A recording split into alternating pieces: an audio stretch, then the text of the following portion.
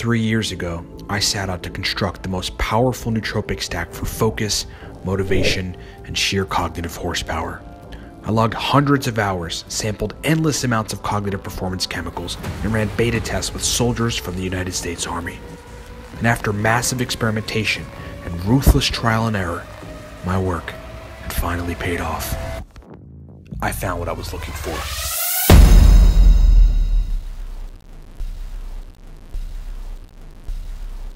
Secure a bottle of the Cortex Nootropics stack at livecortex.com. As some of you know, and like we talk about often, the mission was to create a stack that was comparable to modafinil.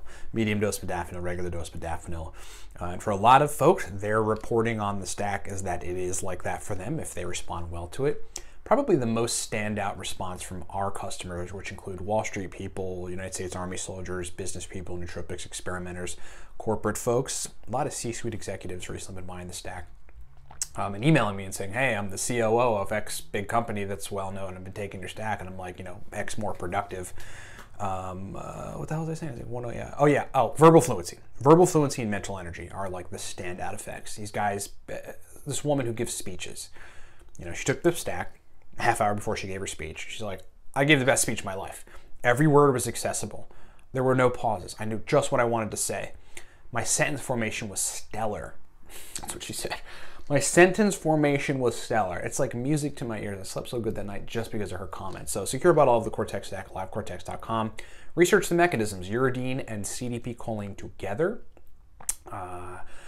are pretty efficient at improving neurite outgrowth, axon and dendrite growth, as well as improving the functioning of dopamine receptors, as well as improving the profile of the neurotransmitter acetylcholine in the brain. Livecortex.com to secure about Cortex.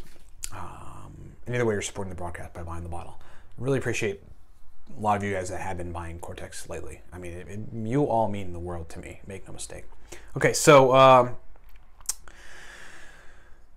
acid reflux and nootropics.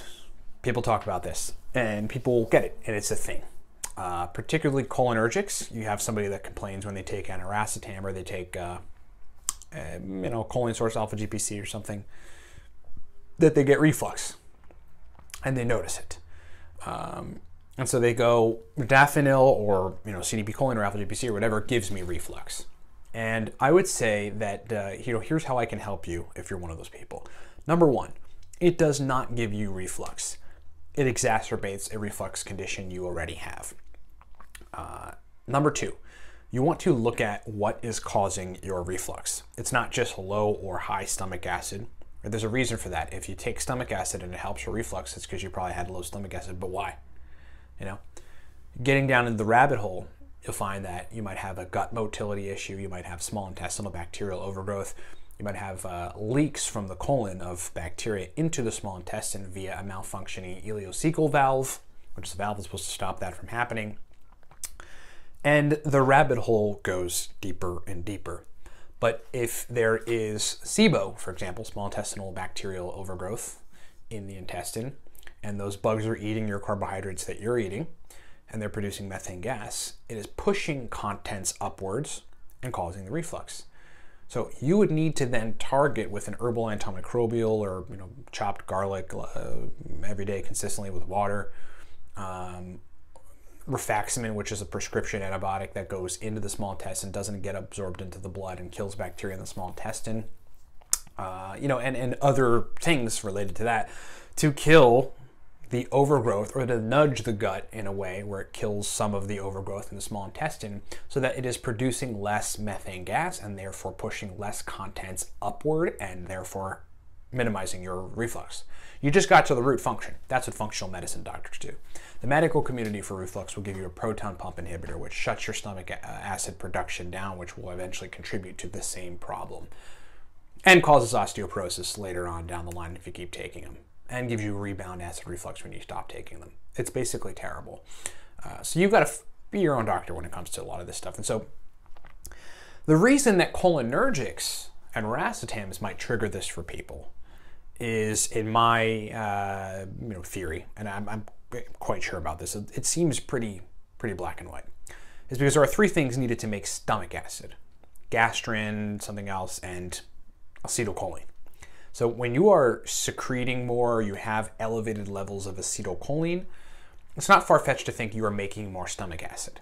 And if you have something like SIBO pushing contents upwards into your esophagus and or throat, and it's refluxing, if you've got something that is underlying, whatever the case, whatever the cause might be, that's doing that, then you're taking something that's cholinergic.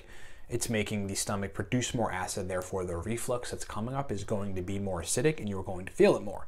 So you're going to notice, you take racetam, or you take alpha GPC or something and you get reflux. Well, that's why. An underlying thing is happening that's causing reflux either way.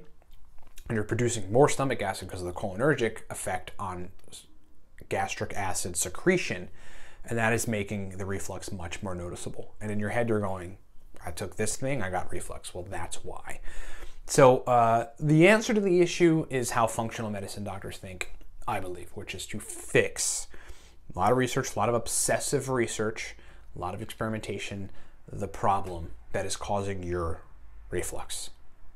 Because plenty of people, you have to ask yourself this question, why can plenty of people take aniracetam, choline sources, etc., and not have reflux? It's because they don't have an underlying motility issue or a bacterial overgrowth or stomach acid issues or a pathogen or something in their gut that is causing digestion not to work properly, food to putrefy, and reflux to come up. So if you address the issue, you can take, whatever nootropics that might have caused that issue in the past, and you won't have the issue. Guess what? I have been dealing with a reflux condition for quite some time. I finally got a hold of it as of the last couple months by targeting it with something that kills biofilms, which is the protective layer that bacteria form over themselves. It's garlic, chewing garlic and swallowing it. And that used to happen to me, where I would take certain racetams, say cholinergics, and get reflux. It doesn't happen anymore. Okay, so that's my theory on it. That's what I think. I think everybody you guys really want to think, what is the root function? What is going on? Think about it from a functional medicine perspective. How can I target that? Once you fix the problem or problems, because in many cases it's many systems that have gone awry, usually the symptoms just start resolving. Thanks for watching.